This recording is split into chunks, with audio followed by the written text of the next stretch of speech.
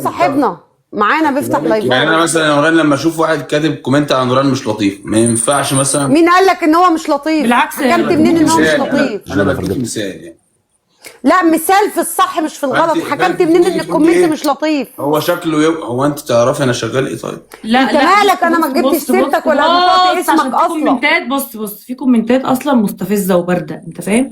فهي ردت عليه بناء عن الكومنت بتاعه، بس هي ما غلطتش، بتقول لك هو يوحي يعني شكله ايوه فعلا كده. لا انا ما مش قصدي اضايقها في حاجه، لكن قصدي ايه؟ وهي مش قصدها، وليه نضايق بعض اصلا؟ هي بترد على المستفز اللي تحت ده، فاهم؟ شكله يوحي. لا هو انا ما ما هو قلتش شكله يوحي دي يعني فعلا. طب صلي على النبي، انت مش لسه قايل لي دلوقتي مصريه هنديه شكلك يعني كان شكلك يوحي انك كذا شكل؟ هل انا زعلت؟ حته بس هو عامه دي يوحي يعني انت فعلا يعني كلامك صح. في حته الشغل دي انا اقفلها في الميديا عشان انا ما ينفعش اتكلم عن شغل من الاخر، فاهماني؟ فانا ما اطلعش معاكي بقى وراكي بتجيبي سيره الشغل وبتاع، الاقي حد شغل ايه اللي جبت سيرته؟ شغل ايه يا اللي حبيبي؟ جبت لا سيرته؟ هم اللي عمالين بيجيبوا، هم انت واكلهم شويه تقريبا او حاجه يعني. حتى عندي هنا بيخشوا برضو، خلي بالك بيستفزوني وفاهم، بس انا ما بردش عادي.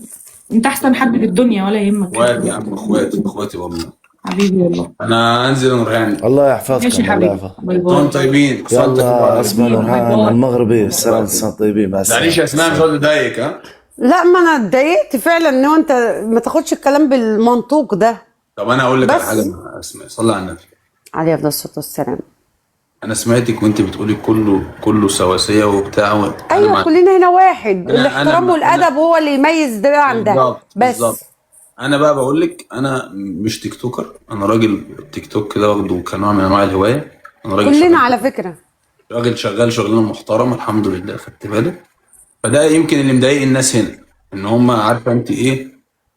فهمتك. على فكره انا برضو مش تيك توكر، انا ما بفتحش هنا غير كل فين وفين، الناس عارفه. التيك توكر فوق دماغي يا اسماء، انا مش قصدي ان انا بقلل يعني منه.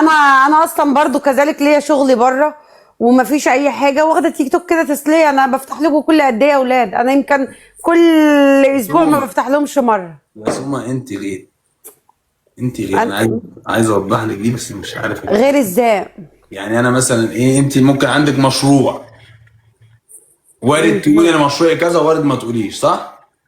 ايوه صح، ما انا برضو ما بعرفش معرفاهم شغلي بالظبط كده، لان دي خصوصيات. عندي خصوصيات. فانا بقول لك يعني انا ما بتكلمش معاهم في القصص دي كتير، فلما اطلع معاكي. انا ما سالتكش انت بتشتغل ايه على فكره عشان تقول لي كده، صدقني انا ما سالتك. منك لله يا ابراهيم يا سنجري، حسبي الله ونعم الوكيل فيك. يعني ما اشوفش منك ورده ويوم ما تيجي في التعليقات تكتب كومنتات شبهك. يلا يا مغربي، يومك حلو وكل سنه وانت طيبه. نتشرف وانت طيب وبخير، يومك حلو. يلا السلام عليكم، اتفضل سلام.